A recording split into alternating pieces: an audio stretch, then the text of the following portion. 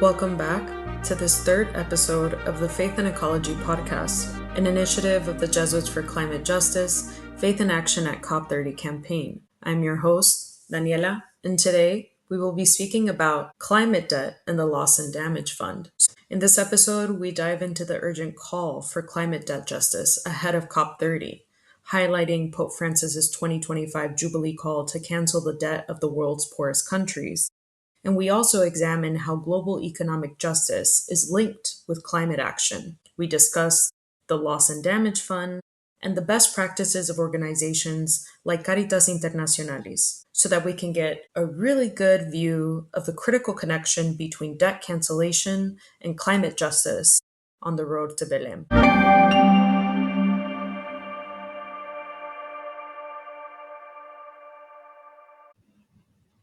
Here with us now is our first guest, who will discuss a little bit more about what climate debt is and why it exists. I welcome to the studio Father Gaël Giraud. He is a French Jesuit trained in mathematics, theology, and economics. He served as chief economist and executive director of the French Development Agency before founding and directing the Environmental Justice Program at Georgetown University. He is a senior researcher at the French National Center for Scientific Research and a collaborator at the Centre Avec at the Forum Saint-Michel and the Jesuit European Social Center in Brussels. So, what is climate finance? Actually, climate finance essentially initiated just after the big subprime crisis of 2008, where a number of banks and financial funds, that is financial institutions that lend money but that don't create money, by contrast with banks, they understood that, ecology, especially climate, is a big topic. And they started issuing bonds that are dedicated to ecological projects. So at first glance, I would say climate finance is essentially a new segment of the financial market dedicated to climate. So today you have a number of other institutions, multilateral development banks like the World Bank or the French Development Bank, for which I worked. I served as a chief economist a few years ago, or the DBSA, the Development Bank of South Africa, or the BNDES, the Development Bank of Brazil. They try to fund projects, especially in southern countries, dedicated to climate, be it in order to reduce greenhouse gas emissions or in order to help the country defend itself, adapt, adjust to the consequences of global warming. And the third part of climate finance, it's rather new. It's what we call the Loss and Damage Fund, which is a fund that has been created in order to help southern countries figure out how to finance, the reparation of damages caused by global warming. And this is essentially due to the fact that you have a number of northern countries which are aware of the fact that they are mainly responsible for the climate catastrophe, but they don't bear the consequences. Most of the consequences today, so far, concern mostly southern countries. And so why does climate finance exist? Actually, because it's a very specific topic which requires specific tools. So just to give you an example, the team that I launched in Washington, D.C. at Georgetown University for the Environmental Justice Program ran a number of scenarios about the evolution of climate. And we ended up with the conclusion that if we want to make sure that we don't cross too early the plus 2 degree threshold of global warming at the surface of the planet in the second half of this century, then we should spend at least $90 trillion before 2035, something like this. So it's a huge amount of money. So in order both to reduce greenhouse gas emissions, which is just, decarbonation of the world economy, and at the same time to adaptation to global warming, this costs a lot of money. Because if you look at standard investments, I would say brown investments in fossil fuels, for instance, they are much more profitable in the sense that the return on investment is much higher. Fossil fuels still represent 80% of the energy mix worldwide. And so if you don't have specific tools dedicated to the financing of the ecological transition, you won't have standard tools that will do the job. So you need to imagine specific tools like green bonds or derivatives on the green bonds, etc. That is complex financial assets that provide some money in order to fund interesting ecological projects on the ground. So let me just give you a very concrete example on which I worked a couple of years ago when I served as the chief economist of the French Development Bank. We worked together with the Vietnamese government because it happens that the Mekong Delta, southern of Saigon, Ho Chi Minh City, will be underwater before 2050 because of the rise of the sea level. And this is a huge problem for Vietnam because it threatens even food security. Or to a certain extent, we could say nobody knows how Vietnamese people are going to feed themselves by 2050 if the Mekong Delta is completely underwater. And so we worked hand in hand with the Vietnamese government to try to find ideas, projects, scenarios in order to help the Vietnamese economy reorganize itself in the sense that they would cultivate rice elsewhere in a way that would not completely break down the entire Vietnamese economy. And so this means, you see, that you need to think very hard in order to see how complex financial tools can help communities on the ground figure out how to adapt and to adjust to global warming. And what I just said about Vietnam is true also for indigenous people in the Amazon. So I worked hand in hand with Patricia Walinga for the Sarayaku people in Ecuador, and also with a number of other people in South America, where, as you know, people are already actually and will be very harshly hit by global warming. And so they need a lot of money in order to adjust, but that money must be specifically dedicated to these projects, even though they might not be very profitable from the viewpoint of a standard finance investor. And so this is why climate finance does exist today.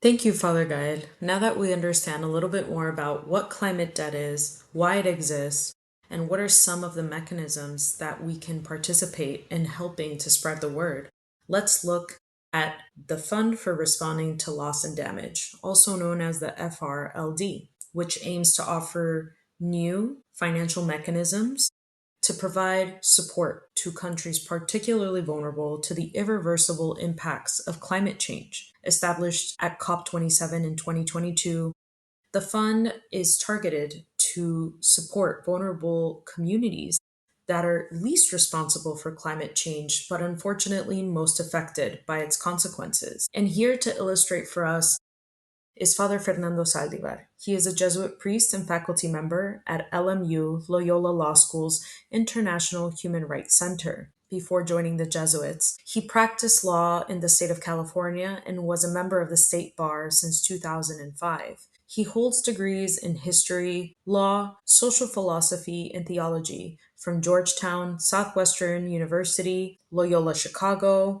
the Faculty of Loyola in Paris, and the University of Strasbourg. Before his current role, he served as Global Policy and Advocacy Officer for the Jesuit Justice and Ecology Network, also known as JANA, in Nairobi. Over to you, Father Fernando. Thank you, Daniela. The way that we think about climate finance, the way that we're discussing the loss and damage fund, many of these structural elements that we'll be looking to advocate for at COP30 are in fact human rights issues. This all takes us back to Pope Francis's encyclical on care for our common home. Because there, even though the heart and soul of that document is care for creation, care for our common home, care for the environment. And it's this understanding that everything is truly connected, that we can't look at the climate crisis. We can't look at the environmental crisis simply one-dimensionally. We can't look at it and say that it's simply an environmental problem. There are multiple threads running through it. And where my work focuses as a lawyer, specifically as an international lawyer, in the structural element of all of this. A lot of us may think, how can I as a banker, how can I as a physician, how can I as a school teacher have something to contribute to fixing this problem, to working on climate change? We all have a role to play because we bring the expertise, we bring the skills, we bring the knowledge from our particular fields, and there's a role to play with that. And this issue in regards to the loss and damage fund is particularly one of those issues. What really on a global level do we need to look at here to really permit countries in the global south generally, but Africa in particular, where a lot of my own work has taken me. So, to retool their societies, to retool the ways that power is generated, the way that infrastructure is thought about, the way that development is conceptualized in a way that's going to promote a healthy climate, a healthy environment. There are barriers at the global level which societies and countries in the North, and by that I mean particularly Western Europe, the United States, Canada, Japan, have the means and also the obligation to address. The key structural barrier to being able to invest monies for climate adaptation is in fact the issue of debt. Um, it does come down to money. And from the perspective of global South countries, the issue that immediately hits us is debt, foreign debt.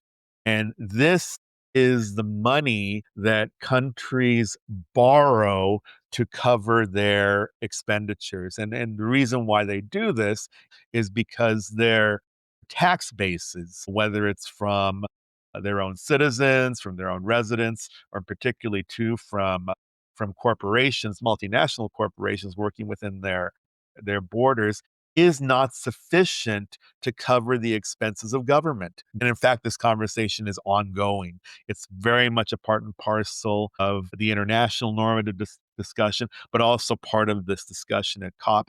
The costs of servicing this debt, which is owed to largely international financial institutions, banks in the North, and particularly these days, is that the costs of servicing this debt have become nearly insurmountable for states in the global South. This is so pressing and so demanding an issue for these countries and for their policymakers. And it limits the ability on a fiscal basis from healthcare, from education, from capital investments in the future. Their fiscal constraints are such that they cannot on their own provide for climate mitigation, climate adaptation. They are hitting societies, they are hitting states that simply do not have the fiscal resources to accommodate for this. If there's a takeaway from this conversation, is that as we're thinking about climate finance, as we're thinking about the loss and damage paradigm in and of itself, we can't be discussing this absent a conversation on debt. As to the loss and damage fund itself, this is an idea that came out of COP28. It was first conceptualized at the COP, which took place in Dubai.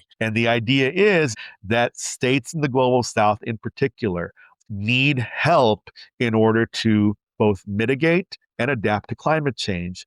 And the problem with that is that to date, the actual amount of funding that has been put forward is well below that. The $700 million figure, which was initially proposed, even though that is by no means a trivial amount, is simply not enough. We're looking potentially in the hundreds, not of millions, but of billions of dollars, which will eventually be necessary. The loss and damage fund is going to be a key part of the conversation at COP30. It's a conversation that we need to be a part of, but that we also need to recognize has a much larger structural dimension, and at least in this part, is the issue of sovereign debt.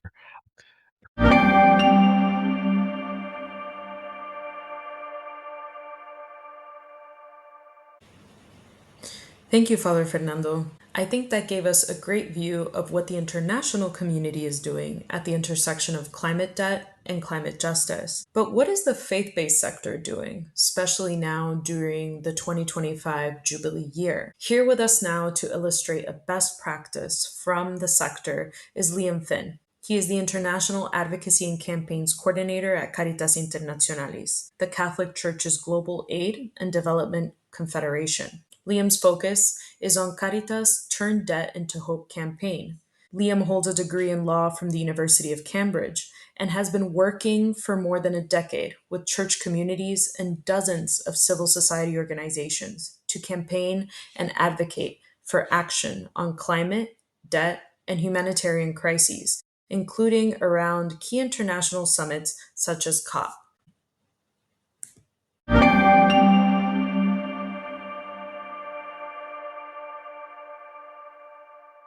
Turn Debt into Hope campaign comes from a recognition that people in countries across the world are unable to go to school, to access healthcare, or to prepare for climate disasters, or even rebuild after climate disasters. Pope Francis and Pope Leo have both been very clear that we shouldn't be in a situation where people are unable to access basic services, the things that we need to develop as human beings and realize our God-given potential, just because of these debts that are owed to sometimes other governments, sometimes multilateral international financial organizations, or to private creditors, to companies that have made these loans to countries that are desperately in need of money. I can look back to the Jubilee 2000 and the years that followed that. We saw a huge amount of debt cancelled for countries, and we saw a huge amount of hope generated as a result of that. Millions more children going to school, millions more families able to access healthcare. Fortunately, what we didn't see in the aftermath of that Jubilee was reforms to the systems and the root causes of those debt crises over the course of the year. We've had more than 140,000 people so far signing a petition to call for support for this campaign. We've had people undertaking activities such as sharing what we've described as a flame of hope. Flame of representing that hope has been passed from country to country in more than 40 countries around the world.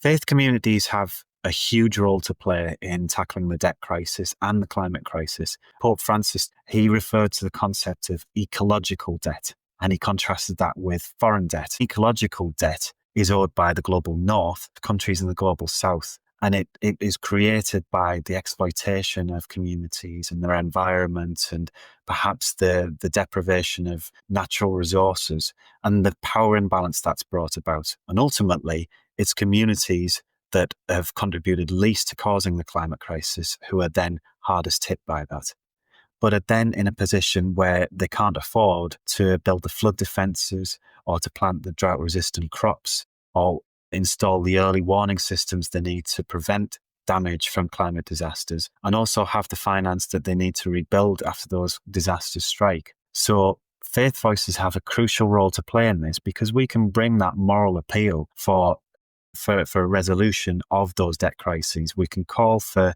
us to respect our common home and the global family we share it with. And we can also say that we want decision makers, we want governments, we want private creditors to be coming to the table and to restructure debts so that no one is living in a country where a government is unable to pay for basic public services, the things that we need to develop as a human being, because of the yoke of debt that is on their shoulders.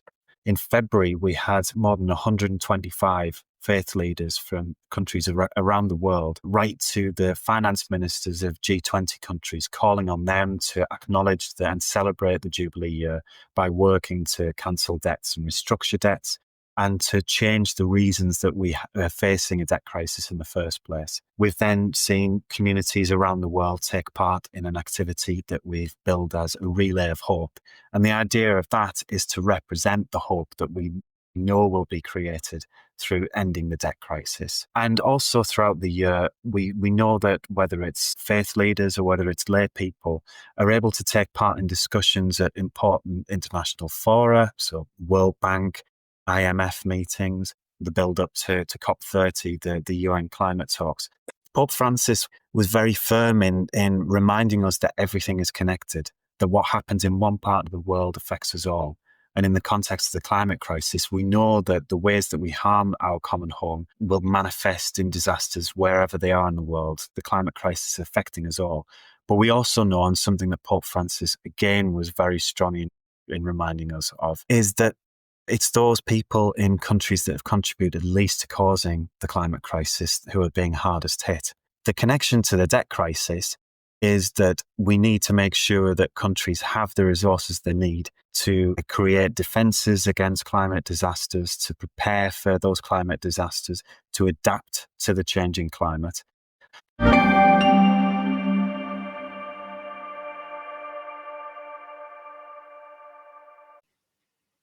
Well, folks, we explored a little bit more about debt cancellation for the world's most impacted countries, linking economic justice with climate action. We also highlighted vital initiatives of the global community, such as the Fund for Responding to the Loss and Damage. It's clear that addressing climate debt is not just about finance. It's about recognizing the historic responsibilities that underpin climate injustice. As Mary Robinson, former UN Rights Commissioner and climate justice advocate, reminds us, a new narrative of climate justice places people at its center, is informed by human rights, and strives for equity and sustainability. So stay tuned for our next episode as we discuss the just energy transition and continue to explore faith in action at the intersection of ecology.